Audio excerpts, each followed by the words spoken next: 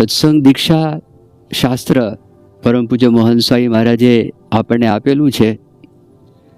તો જીવની સર્વ પ્રકારે રક્ષા થાય એના માટે આપણને આપેલું છે.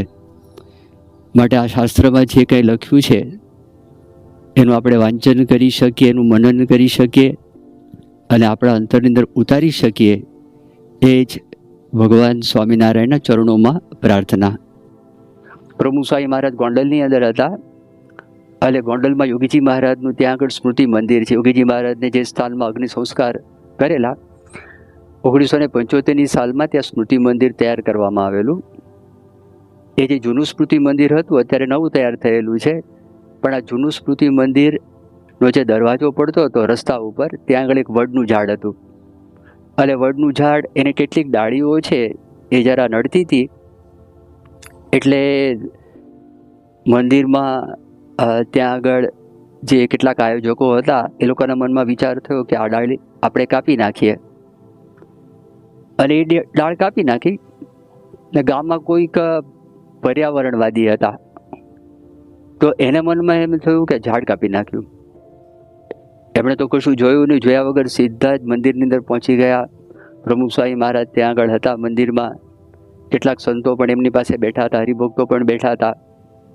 અને બેફામ કોઈ પણ મર્યાદા રાખ્યા વગર એમના મનની અંદર જે ગુસ્સો આવ્યો હતો, જેને આક્રમક એન્વાયરમેન્ટલિસ્ટ કહેવાય, આક્રમક પર્યાવરણવાદી, અને બોલવા લાગ્યા કે તમે ઝાડ કાપી નાખ્યું, ઝાડ ઉખેડી નાખ્યું, પર્યાવરણને નુકસાન થશે, આ હિંસા કહેવાય. અને હદ તો ત્યાં થઈ ગઈ. એમણે એ વાત કરી કે તમે તો સાધુ જ ના કહેવાઓ. ઘણી બધી મિનિટો સુધી આ પોતે બોલતા રહ્યા.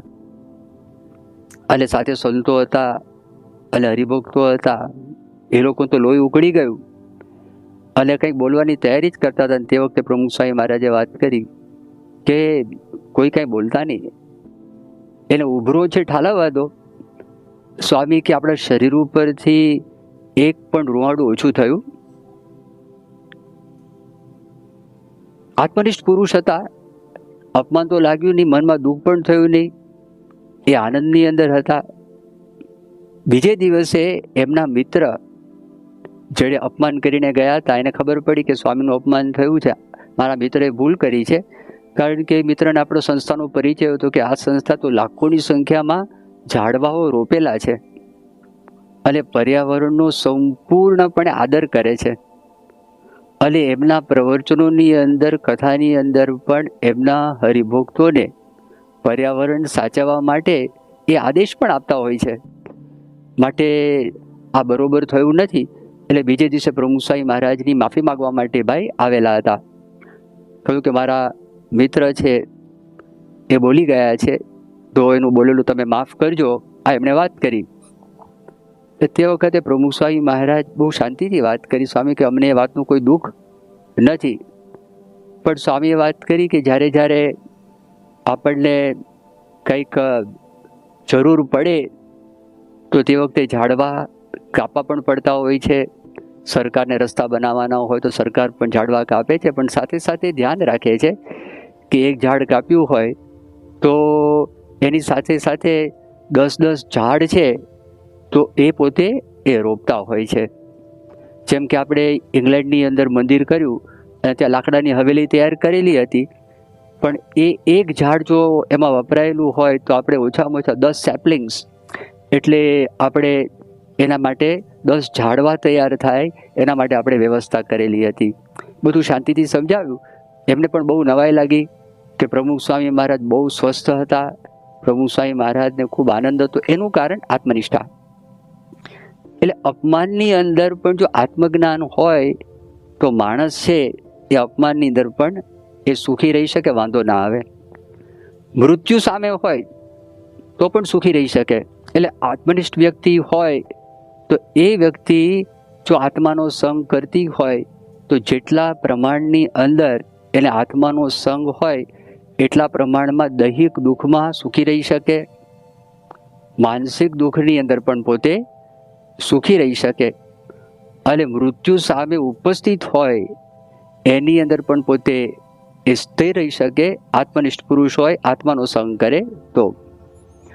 પરમાત્માનો સંગ કરે, ભગવાનનો સંગ કરે, પરબ્રહ્મનો સંગ કરે, પુરુષોત્તમ નારાયણનો સંગ કરે તો એ વ્યક્તિના જીવનની અંદર પણ અવશ્ય સુખ પ્રાપ્ત થાય છે.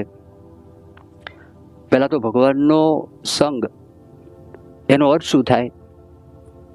તો પહેલા તો આપણે ભગવાનનો મહિમા સમજાય કે ભગવાન કોણ છે, ભગવાનની સામર્થ્ય કેવી છે એનો આપણને ખ્યાલ આવે.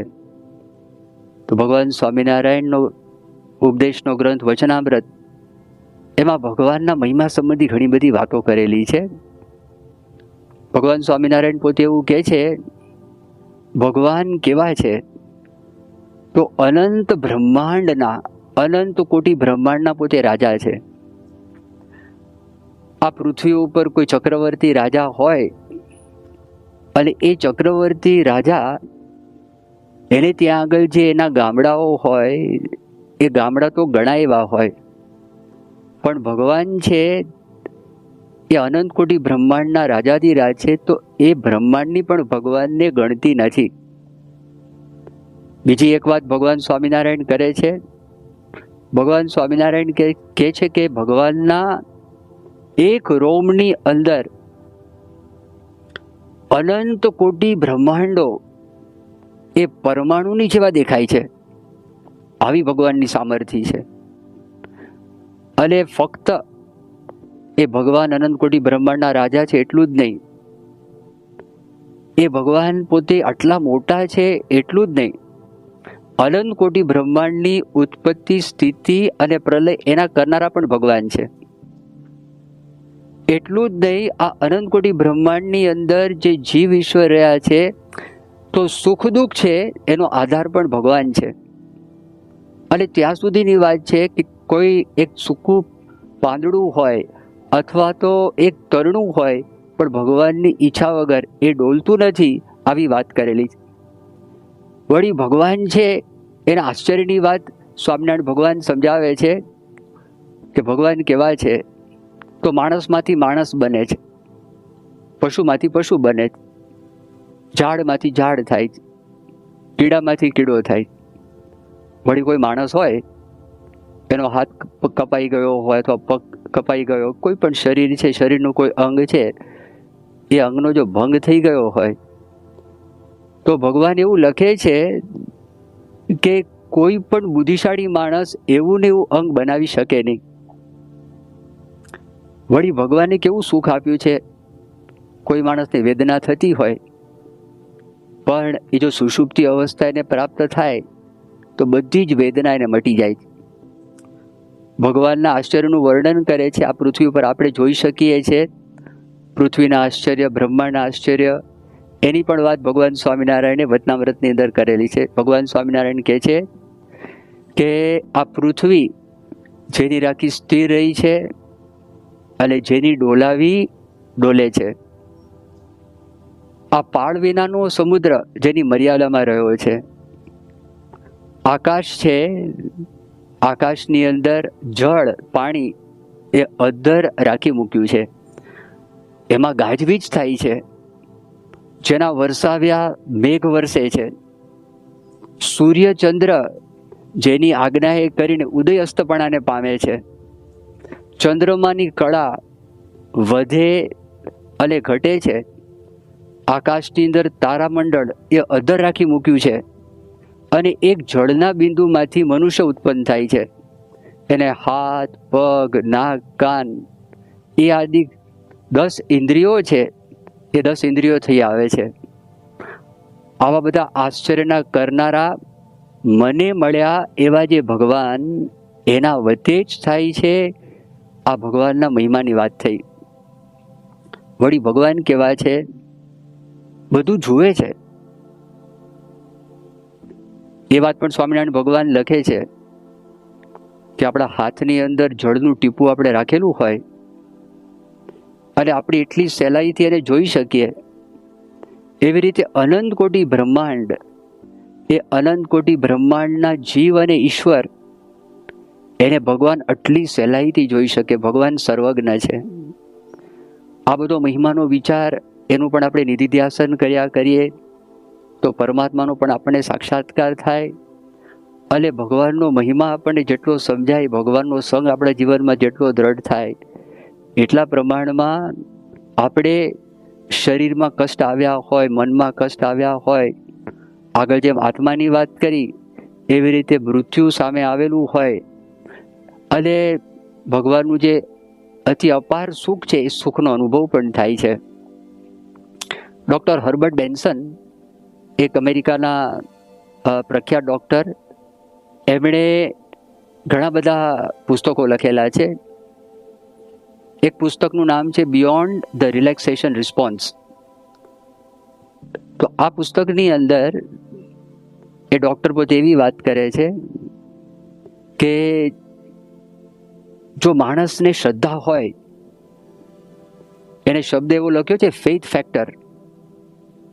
ફેઇથ ફેક્ટરની અંદર બે વાતનો સમાવેશ થાય છે. અને બે વાત એને એ કરી, એક તો રિલેક્સેશન રિસ્પોન્સ અને બિયોન્ડ ધ રિલેક્સેશન રિસ્પોન્સ. આ બે વાત એને જોડેલી છે. આનો અર્થ શું થાય? એ એમ કે છે કે જો આ પ્રકારે પ્રક્રિયા માણસ કરે, એ પ્રક્રિયાની હું વાત કરું તો શું થાય, શરીરને કેવા લાભ મળે. હાઈ બ્લડ પ્રેશર હોય તો માપમાં આવી જાય. કોઈ માણસ ઊંઘ ના આવતી હોય, ઊંઘના પ્રશ્નો હોય, અનિદ્રાનો રોગ લાગુ પડ્યું હોય, એમાં પણ કામ કરે છે. એને મદદરૂપ થાય. એને કોઈ સ્ટ્રેસ હોય, તણાવ હોય, એ તણાવમાં પણ એને રાહત થાય છે. એને એન્જાઇના પેક્ટોરિસ પેઇન, એટલે હાર્ટ એટેક આવે, હાર્ટ એટેક પહેલાં શરીરમાં અમુક દુખાવો આવે, કેટલાક વખતથી દુખાવો ચાલુ હોય, અને દુખાવો ચાલુ થયા પછી એ વ્યક્તિને હાર્ટ એટેક અમુક સમય પછી આવે તો એ મટી જાય. અને એવા પણ સંજોગો છે, એવું વર્ણન કરે છે 80% તો દુખાવો મટી જાય અને બાયપાસ સર્જરી પણ ન કરાવવી પડે જો આ પ્રક્રિયા માણસ કરે તો. જે પ્રક્રિયાની હું તમને વાત કરવાનો હમણાં આગળ. માથાનો દુખાવો છે, દુખાવો પણ એમાં પણ એને રાહત થઈ જાય. કેળનો દુખાવો હોય એની અંદર પણ રાહત થઈ જાય. આખું મોટું લિસ્ટ આપેલું છે આ પુસ્તકની અંદર, બિયોન્ડ ધ રિલેક્સેશન રિસ્પોન્સ. પ્રક્રિયાની વાત કરી તો પહેલાં વર્ણન કર્યું કે કોઈક શાંત જગા હોય ને ત્યાં બેસવું, પલાઠી વાળીને બેસવું અથવા તો ખુરશીમાં બેસવું. પછી સભાનપણે આપણા જે શરીરના સ્નાયુઓ છે એને આપણે ઢીલા પાડવા, એને આપણે રિલેક્સ કરવા. પછી મન છે અથવા તો આંખ બંધ કરી અને કોઈ મંત્રનો જાપ કરો, અથવા મનની અંદર ધ્યાન કરવું.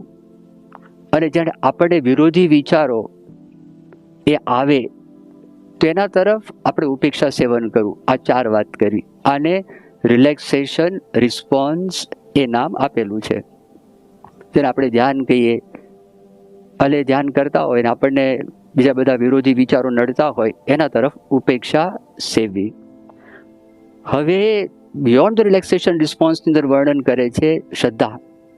ભગવાનમાં શ્રદ્ધા, આપણા તત્વજ્ઞાનની અંદર શ્રદ્ધા, એ બંનેનું જો કોમ્બિનેશન હોય તો આગળ જે વર્ણન કર્યું એ બધા લાભ માણસના જીવનની અંદર થાય છે.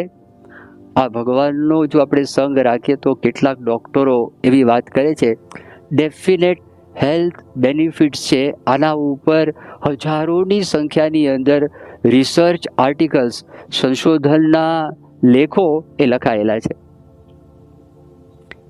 જો ભગવાનનો આપણે સંગ કરીએ તો ભગવાનના સંગની અંદર અપમાન થાય તો અપમાનની અંદર પણ રાહત રહે. અપમાનમાં પણ વાંધો આવતો નથી. પ્રભુદાસભાઈ પટવારી બહુ ગાંધીવાદી વ્યક્તિ હતા અને સમાજમાં બહુ પ્રતિષ્ઠિત માણસ હતા. એમનું જીવન બહુ પવિત્ર અને શુદ્ધ હતું. સમાજ સેવાના ઘણા બધા કામ એ વ્યક્તિએ કરેલા હતા. તામિલનાડુના ગવર્નર થયેલા, પણ કોઈક સામાન્ય કારણ તો એટલું હતું, રશિયાથી એક ડેલિગેશન આવેલું અને એની આગતા સ્વાગતા તામિલનાડુના રાજભવનમાં કરવાની હતી. અને પ્રભુદાસભાઈ પટવારી બધી શાકાહારી જ આઇટમ્સ પીરસેલી હતી, જેટલા દિવસ રહે એટલા દિવસ. તો એમને શા માટે માંસાહાર આપવામાં ના આવ્યો, અથવા શા માટે એમને દારૂ આપવામાં ના આવ્યું, તો એમને ડિસમિસ કરવામાં આવ્યા. He was sacked as the governor of Tamil Nadu. એમની ઉંમર તે વખતે લગભગ 70 વર્ષની હતી. એ અહીંયા આગળ આવ્યા. એમના માતુશ્રી 90 વર્ષના હતા. માતુશ્રીને પગે લાગ્યા અને વાત કરી કે હવે ગવર્નર તરીકે હું નથી. અને આ પ્રસંગ થયો. એમની માતાને દુઃખ ન લાગ્યું, પ્રભુદાસભાઈને પણ દુઃખ ન લાગ્યું. એનું કારણ, એની માતાએ કહ્યું કે બેટા બહુ સારું થયું, ભગવાન જે કરે છે સારું કરે છે. તો ભગવાનનો મહિમા કરતા હરતા ભગવાન છે, ભગવાન જે કરે છે સારું કરે છે. એ કે તને 70 વર્ષ થયા તો ભગવાનનું ભજન ક્યારે કરીશ, ભગવાનનું સ્મરણ ક્યારે કરીશ? ભગવાન જે કરે છે સારું કરે છે. એટલે અપમાનની અંદર પણ સ્થિરતા એ માણસના જીવનની અંદર આવે, એને કોઈ પ્રકારનો વાંધો આવે નહીં. મૃત્યુ હોય અને તે વખતે ભગવાનનું નામ સ્મરણ કામ લાગે છે. મુંબઈમાં એક ભાઈ હરિભક્ત, એનું નામ છગનભાઈ પટેલ, એક વખત પ્લેનમાં બેસીને એ મુંબઈ તરફ આવતા હતા. હવે આજે વિમાન છે, અત્યારે જે જેટનો યુગ છે, એ પહેલાં ડાકોટા વિમાન આવતા. એની પાંખો સીધી હોય અને આગળ 2 પંખા હોય. હવે એમાં કંઈક જે પ્રોપેલર છે, એન્જિન હતું, એ બગડ્યું અને એક પંખો બંધ થઈ ગયો. પાયલોટને ચિંતા થઈ. ધીરે ધીરે કરતા બીજા પંખાની અંદર પણ ગડબડ થવા લાગી. એટલે અંદર આવી અને પેસેન્જરને વાત કરી કે એવું લાગે છે કે આપણું વિમાન છે, ઇમરજન્સી લેન્ડિંગ આપણે કરાવવું પડે તો, અને કદાચ મોટી મુશ્કેલી પણ આવે, તકલીફ પણ પડે, માટે આપને જેમ ઠીક લાગે, ભગવાનને યાદ કરવા હોય, જે કરવું હોય આપ કરી શકો છો. તો છગનભાઈ જોયું કે આ તો મશીન છે અને આ પ્લેન છે, એનું એન્જિન છે એ બગડેલું છે, તકલીફ થયેલી છે. અને એ તો ત્યાં આગળ કોઈની પણ શરમ રાખ્યા વગર લોકોને જે લાગવું હોય એ લાગે, ઉચ્ચ સ્વરે સ્વામિનારાયણ સ્વામિનારાયણ સ્વામિનારાયણ એ તાળી પાડીને એકદમ જોર જોરથી ધૂન કરવા લાગ્યા. અને બધા જે પેસેન્જર્સ હતા, પોતપોતાના જે ઈષ્ટદેવ હતા, એ ભગવાનને યાદ કરતા, જેને જે માનતા હતા એ લોકો બોલતા હતા. ભગવાનનું કરવું, એન્જિન રિસ્ટાર્ટ થઈ ગયું અને એકદમ સેફલી મુંબઈના સાન્તાક્રુઝ એરપોર્ટ ઉપર પ્લેન લેન્ડ થયું. છગનભાઈના મનમાં એવો વિચાર થયો કે આવી રીતે આ લેન્ડ થયું છે તો ભગવાને આપણને બચાવ્યા છે. મારા ગુરુ યોગીજી મહારાજ છે અને અત્યારે ગોંડલની અંદર છે, રાજકોટની પાસે, તો મારે ઘરે જવું નથી. ત્યાં આગળ બીજું પ્લેન પકડી અને પોતે રાજકોટ ઉતરીને ગોંડલ ગયા. યોગીજી મહારાજને મળ્યા. ત્યારે યોગીજી મહારાજે વાત કરી અને યોગીજી મહારાજે કહ્યું, અંતર્યામી પુરુષ હતા, સર્વજ્ઞ પુરુષ હતા. એમણે કીધું, છગનભાઈ ગઈકાલે કેવું ભજન થયું? ગઈકાલે જેવું ભજન થયું એવું જો રોજ ભજન થાય તો અક્ષરધામ દૂર નથી. પણ એમને શ્રદ્ધા હતી તો મૃત્યુના સમયની અંદર પણ ભગવાન પાસેથી એ વ્યક્તિ છે એ આશ્વાસન પ્રાપ્ત કર્યું.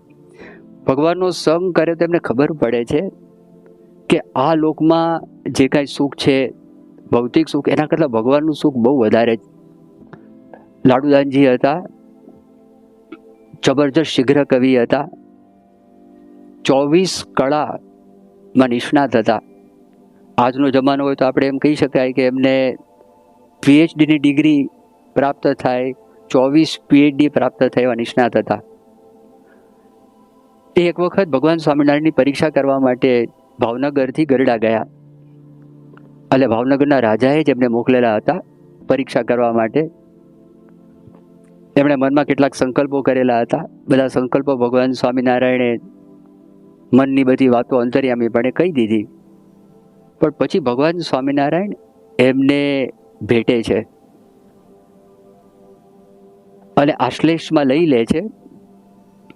તે વખતે લાડુદાનજીને જે અનુભવ થયો એનું આખું વર્ણન એમનું જીવન ચરિત્ર જેમણે લખેલું છે, માવદાન કવિ, એ પોતે લખે છે, લાડુદાનજી એમને જુવાનીનું અભિમાન હતું, મદ. એમને રૂપનું મદ હતું.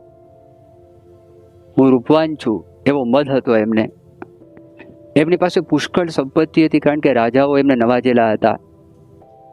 આ બધું લાડુદાનજી પાસે હતું. પોતાની આવડતનો મદ હતો, આવડતનું અભિમાન હતું. ભગવાન સ્વામિનારાયણના સ્પર્શ માત્રથી આ અભિમાન ઓગળી ગયું. એમને કૃપા સમાધિ થઈ. કૃપા સમાધિની અંદર ભગવાનના દર્શન થયા અને એ જાગ્રત થયા. તો એ જાગ્રત થઈ અને બ્રહ્માનંદ સ્વામી એ પોતે વર્ણન કરે છે, આજની ઘડી રે ધન્ય આજની ઘડી, મેં નિરખ્યા સહજાનંદ ધન્ય આજની ઘડી. અને એ જે દિવ્ય સુખનો અનુભવ થયો, તો એ તો ત્યાં આગળથી એ રાજસ્થાન જવાના હતા. રાજસ્થાનમાં ખાણ ગામ એ એમનું જન્મસ્થાન, અને ત્યાં જઈને લગ્ન પણ એમના થવાના હતા. એ બ્રહ્માનંદ સ્વામી બન્યા લાડુદાનજીમાંથી. એ ભગવાન સ્વામિનારાયણ પાસે રહ્યા અને રહીને દીક્ષા એમને ગ્રહણ કરી. તો જો અહીંયા વર્ણન કરે છે મહંત સ્વામી મહારાજ, ભગવાનનો સંગ કરે છે, સુખી થાય છે. ત્રીજી વાત એમણે એ કરી કે જો સાચા ગુરુનો સંગ કરે તો એના જીવનમાં સુખ પ્રાપ્ત થાય. સાચા ગુરુ કોણ? જેના જીવનમાં અખંડ શાંતિ હોય. હવે જેના જીવનમાં અખંડ શાંતિ હોય, દોષ ન હોય તો જ શાંતિ હોય. મનમાં ઈર્ષા હોય તો શાંતિ ના હોય. મનમાં ગુસ્સો આવે તો શાંતિ ના હોય. અભિમાન હોય તો શાંતિ ના હોય. કામવાસના હોય તો શાંતિ ના હોય. તો પહેલું લક્ષણ તો આ છે કે એના જીવનમાં અખંડ શાંતિ હોય. એના યોગમાં જે કોઈ હોય એને શાંતિનો અનુભવ કરાવી શકે. પછી એને ભગવાનનો સમ્યક સાક્ષાત્કાર હોય. એમના જીવનમાં અખંડ બ્રહ્મચર્ય હોય. દેહ કરીને ને મને કરીને બ્રહ્મચર્ય હોય. લોભ ના હોય, પૈસાની આસક્તિ ના હોય, અને આગળ જેમ વાત કરી કોઈ અભિમાન ના હોય. એવા ગુરુનો સંગ થાય તો સ્વાભાવિક છે એના જીવનની અંદર સુખ છે, સુખની પ્રાપ્તિ થવાની છે. જડ વસ્તુનો સંગ થાય છે ને, તો એની પણ અસર આપણને થાય છે. આપણને કોઈ ચપ્પુ આપે તો કાપવાનું મન થાય, માળા આપે તો ભગવાનનું આપણે સ્મરણ થાય. ગાંધીજી પોતાની આત્મકથામાં લખે છે, એમને કુસંગનો યોગ તો જો એક મિત્ર ભટકાઈ ગયા. હકીકતમાં એમના મોટાભાઈ હતા, મોટાભાઈના મિત્ર હતા. એટલે ગાંધીજીના પણ પોતે મિત્ર બનેલા હતા. એમના યોગે ગાંધીજી 1 વર્ષ સુધી માંસાહાર કરેલો. એમના એક સગાવાલા હતા, એમનો યોગ થયો, તે એમના યોગે કરીને એ સિગરેટ પીતા થયા અને ધતુરના બી ખાઈને આત્મહત્યા કરવાનો એ વ્યક્તિના મનની અંદર પણ વિચાર આવ્યો. અને આજે આગળ મેં તમને વાત કરી કે જેણે માંસ ગાંધીજીને ખવડાવેલું હતું અને પ્રોત્સાહિત કરેલા હતા, એ વ્યક્તિ ગાંધીજીને જે ગણિકા રહેતી હોય, જ્યાં કુલટા સ્ત્રીઓ રહેતી હોય, એ સ્થાનની અંદર પણ ગાંધીજીને લઈ ગયા હતા અને ગાંધીજી ત્યાં પણ ગયા હતા. આ બહુ પ્રામાણિકપણે ગાંધીજી પોતાની આત્મકથા તેમાં વર્ણન કરે છે અને કહે છે કે બેડ કંપની, ખરાબ સંઘની 100% આપણને અસર થાય છે. કોઈ વ્યક્તિમાંથી ગુણ પ્રાપ્ત કરવા મુશ્કેલ પડે છે, પણ ખરાબ વસ્તુ આપણે તરત શીખી લેવાય છે. માટે ખરાબનો સંગ ના કરવો. એવી રીતે જો કોઈ સાચી વ્યક્તિનો સંગ કરે, સાચા ગુરુનો સંગ કરે, તો એના જીવનની અંદર સદગુણો પ્રાપ્ત થાય. એના જીવનની અંદર પણ અખંડ સુખ છે. એ સુખનો એ વ્યક્તિના જીવનની અંદર 100% અનુભવ થાય. એક ભૂરાભાઈ પ્રજાપતિ કરીને હતા, એ વ્યક્તિને 60 વર્ષનું વ્યસન હતું, અફીણનું વ્યસન.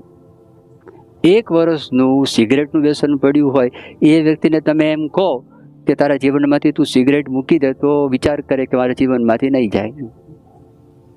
હવે એની જગ્યાએ 1 વર્ષનું અફીણનું વ્યસન હોય તો, અને આ તો 60 વર્ષનું અફીણનું વ્યસન. પ્રમુખ સ્વામી મહારાજને બોચાસણ ગામમાં મળ્યા. પ્રમુખ સ્વામી મહારાજે એમને વાત કરી અને સ્વામી એમને પ્રેરણા આપી, સ્વામીના દર્શન કર્યા, એમને દિવ્યતાનો અનુભવ થયો, હૃદય સુધી વાત બેસી ગઈ. એક જ દિવસની અંદર એ વ્યક્તિએ 60 વર્ષનું અફીણ મૂકી દીધું. તો જો સાચા ગુરુ મળ્યા તો એ વ્યક્તિના જીવનમાં અંદર સુખ મળ્યું ને. સ્વાસ્થ્ય છે એ બગડતા અટક્યું. એમના પૈસા બચ્યા. 700 વીઘા જમીન હતી. પ્રમુખ સ્વામી મહારાજને જ્યારે મળ્યા હતા, માત્ર 15 વીઘા જમીન બચેલી, બધી અફીણમાં ગયેલી. અને 15 વીઘા જમીન પણ ગીરવે મૂકેલી હતી, તો જમીન પણ બચી ગઈ. અને એ વ્યક્તિના અંતરમાં આત્મવિશ્વાસ પણ ઉત્પન્ન થયો. તો જો સાચા ગુરુ મળે તો માણસના જીવનમાં સુખ છે, એ સુખનો અનુભવ એ વ્યક્તિને થાય છે. અમદાવાદમાં એક બહુ જ મોટા ડૉક્ટર રહેતા હતા, છોટુભાઈ નાયક કરીને. આપણા દેશના કામ ચલાવ વડાપ્રધાન 2 વખત થયેલા નંદા સાહેબ, એના પોતે જમાઈ થાય, બહુ કડક વ્યક્તિ. અહીંયા આગળ ગુજરાતના જે ગવર્નર હતા એના ફિઝિશિયન હતા, અને બહુ નિષ્ણાત, બહુ હોશિયાર વ્યક્તિ. એ વ્યક્તિને સ્ટ્રોક થયો, એટલે પેરાલિસિસ થઈ ગયું. પ્રમુખ સ્વામી મહારાજ એમને મળવા માટે ત્યાં આગળ ગયા હતા. અને પ્રમુખ સ્વામી મહારાજ જેવા એમને મળ્યા, એમની સાથે હરિકૃષ્ણ મહારાજ ભગવાન સ્વામિનારાયણની મૂર્તિ હતી, એમની છાતી ઉપર મૂકી. આંખમાંથી આંસુ શરૂ થઈ ગયા. એ કન્ડિશનની અંદર, કારણ કે વ્યક્તિ વિચાર કરતા હશે, આમાંથી હું સાજો થઈશ કે નહીં થાઉં, ક્યાં સુધી મારે પલંગમાં રહેવાનું છે અને મારું મૃત્યુ આવશે. ઓચિંતો આ પ્રસંગ બન્યો. જે વ્યક્તિને સ્ટ્રોક આવે, આગલી સેકન્ડમાં તેને ખબર પણ ન હોય, સ્વસ્થ હોય, પોતાનું બધું કામ કરતા હોય, અને આ લોકની અંદર બધા વિષય સુખ ભોગવતા હોય, ઓચિંતો આ થઈ જાય વ્યક્તિને, તો એને જેને કહે ને ફિયર ઓફ ધી અનનોન, કે શું થશે, કેમ થશે, આવા બધા એને. પણ પ્રમુખ સ્વામી મહારાજને જોયા અને આંખમાં આંસુ નીકળી ગયા, અને દેખાય કે એમને રિલીફ થયું હોય, શાંતિ થઈ હોય, અને બહુ આનંદ એ વ્યક્તિને થઈ ગયો. એમના ઘરના માણસોને પણ ખૂબ આનંદ થઈ ગયો. તો જો સાચા સંત મળે તો સાચા સંત આપણને આ આપે છે. અને એમને તો ભગવાનનો સાક્ષાત્કાર માટે એમની પાસે પણ જો કોઈ વ્યક્તિ આવે, જે મેં તમને બ્રહ્માનંદ સ્વામીની વાત કરી એમ પ્રમુખ સ્વામી મહારાજ કે આજે મોહન સ્વામી મહારાજના યોગમાં જે કોઈ વ્યક્તિ આવે, તો એમના જીવનની અંદર પણ આ બધા અનુભવો એમને થાય છે. 1996ની સાલમાં પ્રમુખ સ્વામી મહારાજ અમેરિકા વધારેલા હતા. કેટલાક મંદિરોની પ્રતિષ્ઠા કરવાની હતી, અને શિકાગોમાં જ્યારે આવ્યા, એક ડૉક્ટર લેરી કરીને સ્વામીને મળવા માટે આવેલા. સ્વામીને મળ્યા પછી અમને વાત કરી. એમણે કીધું કે હું યહૂદી છું, મારા પત્ની ક્રિશ્ચન છે, અને હું ઘણા બધા લોકોને મળેલું છું, ઘણા બધા ધર્મગુરુઓને પણ મળેલો છું, અને આ હિન્દુ ગુરુ તમારા છે એમને હું મળ્યો, તો મારા જીવનની અંદર આટલી દિવ્યતા અને આટલી શાંતિ એનો અનુભવ મને કદાપી પણ થયો નથી.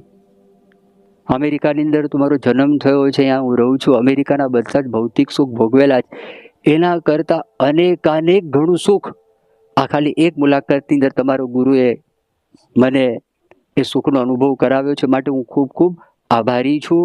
તો જો સાચા સંતનો આપણે સમાગમ કરીએ તો આપણા જીવનની અંદર પણ આ સુખનો અનુભવ, એ અનુભવ આપણને થતો હોય છે. 22 થી 25ના શ્લોકની મેં તમને વાત કરી, તો એની અંદર વર્ણન કરેલું છે, અક્ષર બ્રહ્મ સ્વરૂપ ગુરુ એ જો મળે તો બ્રહ્મ વિદ્યા સિદ્ધ થાય, ભગવાનનો પરમ આનંદ પ્રાપ્ત થાય. આ બહુ એક વિશેષ વાત કરેલી છે. આત્માના સંગની વાત, પરમાત્માના સંગની વાત. શરૂઆતમાં મેં તમને એ વાત કરી કે આત્માનો સંગ એટલે દેહ અને આત્મા અલગ છે, એટલું પૂરતું નથી. જ્યારે અક્ષર બ્રહ્મ સ્વરૂપ ગુરુ આપણને મળે, એ સાક્ષાત બ્રહ્મ છે, આત્મા ચૈતન્ય છે, પણ બ્રહ્મ પણ ચૈતન્ય છે, પણ એના કરતા અનંત ઘણું મોટું સામર્થ્ય બ્રહ્મની અંદર એ આપણે થઈ શકીએ છીએ. એ ખરેખર આત્માનો સંગ થયો કહેવાય. હવે એ કેવી રીતે બને?